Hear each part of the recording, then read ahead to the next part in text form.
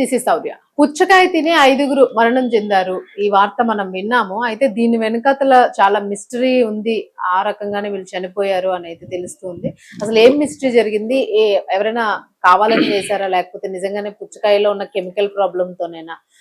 So ఇలాంటి పుచ్చకాయలు తిని ఇంకెవరైనా మరణించారా? అసలు పుచ్చకాయలు తినొచ్చా లేదా? సో ఇదంతా పెద్ద అనాలిసిస్. సో దీని గురించి మాట్లాడదాం. మనతో పాటు సీనియర్ జర్నలిస్ట్ దాము బాలాజీ గారు.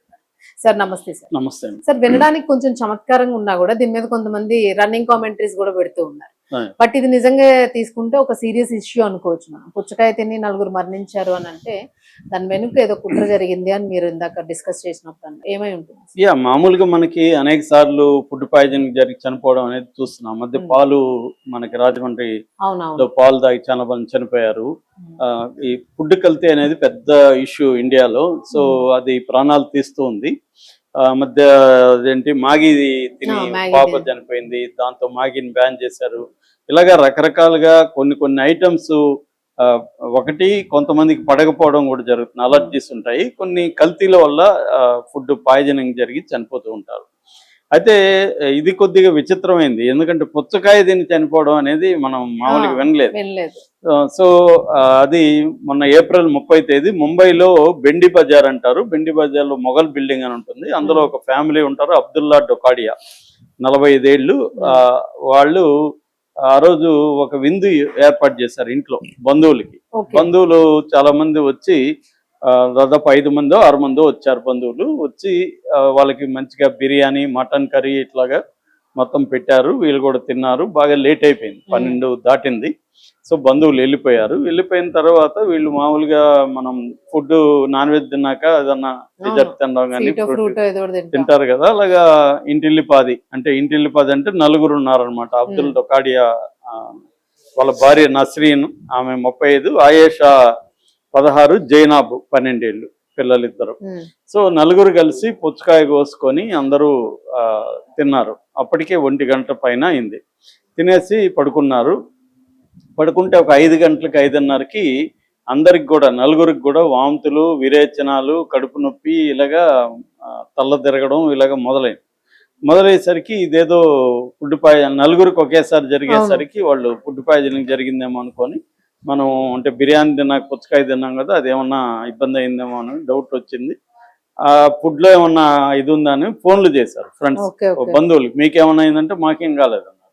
అంటే ఇది పుచ్చకాయలోనే ఏదో జరిగింది. ఎందుకంటే ఈ విందు ఇచ్చిన చికెన్ మటన్ లో వాళ్ళు కూడా తిన్నారు కదా, వాళ్ళు బాగానే ఉన్నారు. సరే, అంటే ఇప్పుడు పుచ్చకాయ ఎవరైనా బంధువులు తీసుకొచ్చారా లేకపోతే వీళ్ళు? లేదు, వాళ్ళ ఇంట్లో ఉన్నది, బంధువులు తీసుకురాలేదు. సో దాంతో వీళ్ళు ఇమీడియట్ గా అక్కడ దగ్గరగా ఉన్న ఒక సిద్దిక్ హాస్పిటల్ అని ఉంటుంది, సిద్దిక్ హాస్పిటల్లో జాయిన్ అయ్యారు. అక్కడ కూడా వాళ్ళు కొంత ట్రీట్ చేసి ఇది మీరు పెద్ద హాస్పిటల్కి వెళ్ళినట్టు అక్కడ నుంచి జేజే హాస్పిటల్ అని ఉంటుంది, దాంట్లో చేరారు. కానీ 12 గంటల లోపల 4 చనిపోయారు. ఫస్ట్ జైనాబ్ అనే చిన్న పాప చనిపోయింది. దాని తర్వాత మిగతా 3 వరుసగా చనిపోయారు. ఇది సంచలనంగా మారింది. ఒకే ఫ్యామిలీలో బిర్యానీ, చికెన్, మటన్ తిని తర్వాత పుచ్చకాయ తినేసరికి చనిపోవడం అనేది దేశవ్యాప్తంగా వైరల్ అయిపోయింది. పైగా ఇది పుచ్చకాయల సీజన్, అందరూ తింటారు కదా, పుచ్చకాయలు తక్కువగా దొరుకుతాయి. సో మంచి ఫ్రూట్ అని అందరూ తింటుంటారు, జ్యూస్ తాగుతూ ఉంటారు. అలాంటిది షాక్ అయ్యి ఇంకా రకరకాల వదంతులు, రకరకాల థీరీలు. అంటే బిర్యానీ తిని పుచ్చకాయ తినకూడదు అనేది ఒక థీరీ. దాని తర్వాత పుచ్చకాయని ఫ్రిడ్జ్ లో ఎక్కువ రోజులు పెడితే అది పాయిజన్ అవుతుందని ఇంకొక థీరీ. దాని తర్వాత అసలు పుచ్చకాయలు ఎర్రగా కనపడడానికి కోసం దానికి ఇంజక్షన్లు ఇస్తున్నారు, కల్తీ జరిగి ఉంటది అని చెప్పి. ఇలాగ పుచ్చకాయ భయంకరంగా పడిపోయినాయి రేట్లు. ఎవడు పుచ్చకాయ కొనాలంటే భయం వేసే పరిస్థితి. సో మేమైతే తిన్నాము, మాకేం కాలేదు. సో ఇలాగే జరుగుతుంది. ఇప్పుడు ఏమైందంటే పోస్ట్ మార్టం రిపోర్ట్ బయటకు వచ్చింది. పోస్ట్ మార్టం రిపోర్ట్ లో కొన్ని సంచలనమైన విషయాలు బయటకు వచ్చాయి. అదేంటంటే ఫస్ట్ ఆఫ్ ఆల్ పుచ్చకాయలో ఎటువంటి ప్రాబ్లం లేదనేది FDA report, food and drug authority report తేల్చింది. ఏంటంటే పుచ్చకాయలో ఎటువంటి, ఎందుకంటే అవశేషాలు ఏవి ఉంటాయి కదా, వాటిని టెస్ట్ చేస్తే పుచ్చకాయ అసలు ఏం ప్రాబ్లం లేదు, ఎటువంటి ఇంజక్షన్లు దాంట్లో కలపలేదు, ఏం ప్రాబ్లం లేదనేది తేల్చారు. పైగా ఇతని కడుపులో మార్ఫైన్ అనే ఒక ఓపియాడ్ అంటారు, అది నొప్పి నివారణకు వాడతారు యాక్చువల్గా. అది అవశేషం ఉందనేది బయటకు వచ్చింది. ఇది ఎందుకు ఉంది అనేది ఇప్పుడు మ్మ్. ఒక ఇది అంటే అతను ఏమన్నా అంతకుముందు తీసుకున్నాడా లేకపోతే అతనే దీంట్లోనే కనపడింది, మిగతా వాళ్ళ దాంట్లో కనపడలేదు. సో అదొక టెస్ట్ చేస్తున్నారు. రెండోది పాత్రలు, అంటే పుచ్చకాయ కోసి పాత్రలో పెడతారు కదా, ఆ కోసిన కత్తి, ఇప్పుడు కత్తి పాత్ర ఇవన్నీ కూడా చూస్తున్నారు. వాటి ద్వారా ఏమన్నా పాయిజనింగ్ జరిగిందా అనేది ఒక యాంగిల్. రెండో యాంగిల్ ఏంటంటే అసలు వీళ్ళ మీద ఏమన్నా విష ప్రయోగం జరిగిందా.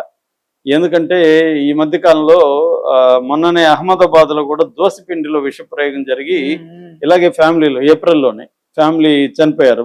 అంటే ఇద్దరు చిన్నపిల్లలు, 3 నెలల పాప, 4 సంవత్సరాల పాప చనిపోయింది. పేరెంట్స్ క్రిటికల్గా ఉన్నారు.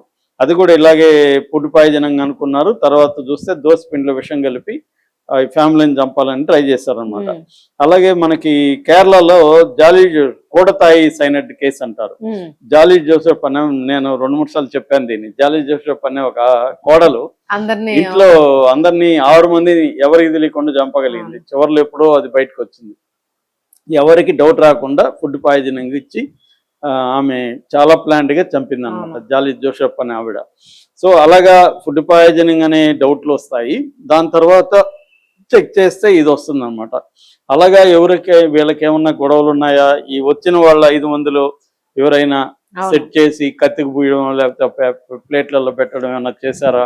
ఎందుకంటే మేబీ వాళ్ళు అప్పుడు ఆఫర్ చేసి ఉండొచ్చు, పుచ్చకాయ తినండి, ఈ 5 మంది మాకు వద్దని చెప్పి బయటకు వచ్చి ఉండొచ్చు. సో వీళ్ళు పుచ్చకాయ ఏమన్నా తింటారేమో మనం వెళ్ళినాక అనేది ఏమన్నా ప్లాన్తో చేశారా? సో బంధువులకి వీళ్ళకి ఏమన్నా ఆర్థిక లావాదేవీలు కానీ గొడవలు కానీ ఏమన్నా ఉన్నాయా?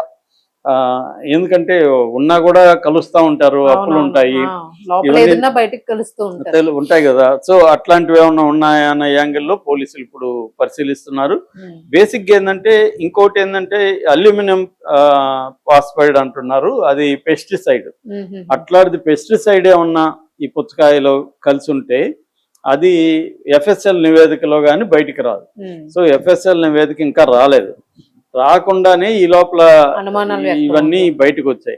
ఇంకోటి ఏమంటున్నారంటే ఈ పుచ్చకాయ ట్రేడర్సే ఇప్పుడు మళ్ళీ కొత్త థియరీని, పుచ్చకాయలో తప్పు లేదని థియరీని వాళ్ళే క్రియేట్ చేసి, ఎందుకంటే పుచ్చకాయ రేటు పడిపోయింది కాబట్టి వాళ్ళే ఇట్లాంటి థియరీని బయట మీడియా ద్వారా బయటకు వదులుతున్నారు. పుచ్చకాయలో ఫాల్ట్ లేదని వాళ్ళే చెప్పేస్తున్నారు. ఇంకా ఎఫ్ఎస్ఎల్ రావాలి కదా, ఎఫ్ఎస్ఎల్ వచ్చినాక కదా ఫైనల్ అనేది ఒక డౌట్ అనమాట.